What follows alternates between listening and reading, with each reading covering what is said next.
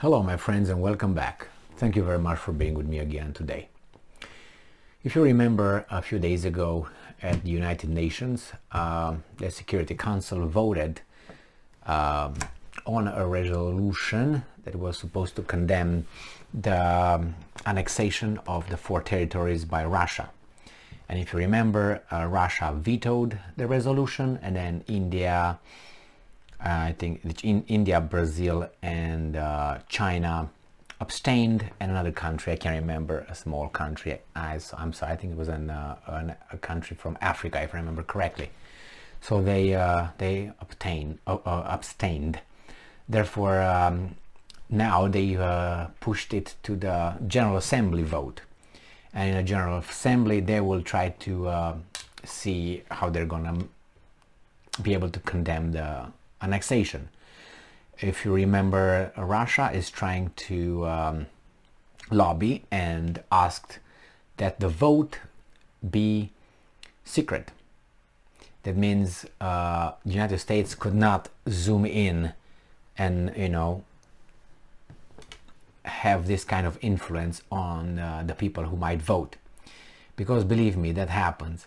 And I know that it happens in the communist times, and it happens here in the United States of America when you vote. I used to be in a board of directors, and it was the same thing. You got the big shareholders over there, you got the presidents, you got the other people invited in and being part of the board. And yeah, you vote, you do whatever you do, but then there are repercussions. And then people would vote based on the allegiances and being afraid of that. In a secret vote, you don't know who voted how. The same thing with, if you remember, Donald Trump elections, 2016, and the opinion polls. The majority of the opinion polls were saying that the opponent would win landslide, and then he won. And how in the hell the opinion polls were so wrong? For that reason. Because while you go and ask someone face to face, hey, who are you going to vote to, and so on, they get intimidated and be afraid to be called names, as they are in a free society. And then they would be afraid that they're going to lose their job or so on. So they would lie. But when they go over there in the intimacy of the voting booth, they would vote however they feel like, because they think that's only them and their God. So in this case, Russia said, how about we do it secretly?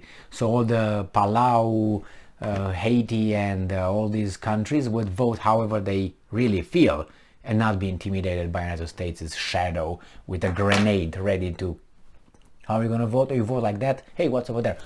Boom, So let's see what's going on over here. And this article, now they're bragging, the Ukrainians, that they succeeded in gathering a certain kind of number of votes that will vote for the resolution. This article comes from Ukrainska Pravda, and it's from Friday, October 7th, 2022. And this is the title. More than 50 UN member states support resolution on condemnation of sham referendums in Ukraine. Representative of Ukraine to the United Nations has reported that 55 UN member states are ready to support the resolution on condemnation of sham referendums in Ukraine during the vote in the UN General Assembly. The source, someone on Twitter. Her name is Kislitsia. Quote, draft resolution, territorial integrity of Ukraine, defending the principles of the Charter of the United Nations, is uploaded, and the UN members joined the co-sponsorship to reject the blatant attempt to destroy the Charter. Now, Kislitsia has posted a list of 55 countries, including Ukraine, that are ready to vote for the resolution. That's why they say, because you know their names, but you don't know how they would vote in a secret vote, right? And it's already an impressive number and counting, he summed up. Sergei Kislitska, Ukraine government official. Okay, so it says that it puts here a certain kind of names, a list and I have it only to Netherlands. So it's Ukraine, Albania, Australia, Austria, Belgium, Bulgaria, Canada, Croatia, Cyprus, Czechia, Denmark, Estonia, Finland, France, Georgia, Germany, Greece, Guatemala, Hungary. I'm surprised Hungary, but Hungary I understand why, because they want Transylvania, so they're okay with that. Iceland, Ireland, Italy, Japan, Latvia, Liberia, Liechtenstein, Lithuania, Luxembourg, Malta, Montenegro, Netherlands. That's all I have until N. The rest I didn't go on to Twitter to see it, but it's 55 so far. Will it remain 55 or not? So let's see further. For information, this document condemns, quote unquote, the organization of unlawful so-called referendums by Russia in regions within the internationally recognized border of Ukraine that do not have any legal force. The resolution also contains the call to Russia to urgently, fully and unconditionally retreat all its armed forces from the territory of Ukraine within the internationally recognized borders.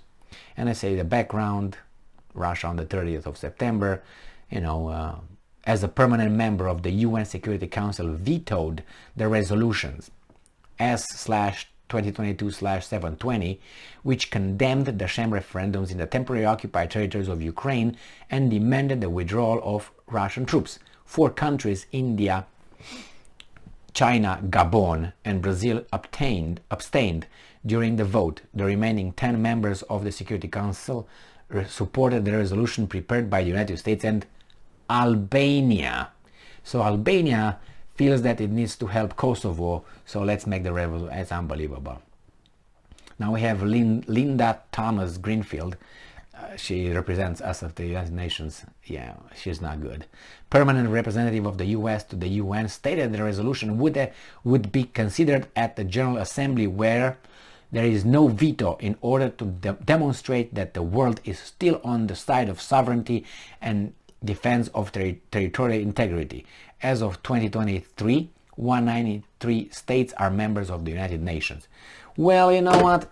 When you have 4 countries on one side and you have 10 on the other one, is about 1/3 almost, right? It's about 1/3. Well, actually, it's 1/4. Well, we would take 4 out of 14, right? Yeah, it's between 1/4 and 1/3 of the country did not support the resolution. That is the one that abstained and the one with veto. So it's actually 5, because it's 4 the ones that abstained, 1 is so it's 15. So it's 5. It's exactly 1/3. So 1/3 of the Security Council did not support the resolution. So it's the same thing as the American Revolution. Remember 1776? When they wrote the Declaration of the Independence, there were only 30% supporting it. 30% were against and 30% did not care. They were just plowing and milking their cows and whatever they were doing. So, and then is the 193 countries that would vote for this. If it's secret, I almost guarantee you it's going to be about 80 to 110, 113. That's what's going to be. 113 is going to be against and abstain. That means they don't support, and support is going to be about 80 at the most. Why? Because they supported something else. They were about 60. They tried to condemn the Russian invasion. They were 60 something. It was a third, almost a third of the countries who supported it. I think it was the other way around though. But nevertheless, we'll find out. But I hope it's secret, because if it's secret, it's no, they were 60, because I calculated it was the Europeans plus a few countries that were from around the world. That's it, and the rest didn't even care about it. But if they make it secret, I guarantee you that I don't guarantee you, but I expect that would be something like that. A lot of countries don't care. A lot of countries don't care. A lot of countries vote with the heart if it's secret, because they were kicked in the balls too many times by United States of America, so they will probably vote anything against those guys. Not that they love the Russians or they care about the circumstance over there, but they say no. Who do we have here? Oh, we have the imperial, the powers that came and colonized us. The 5 or 6 countries in Europe, they're on this side. We're gonna vote against them. I don't care, and you can't blame them. Well, thank you very much for being with me again today. Stay strong, stay smart, look for the truth, and be just.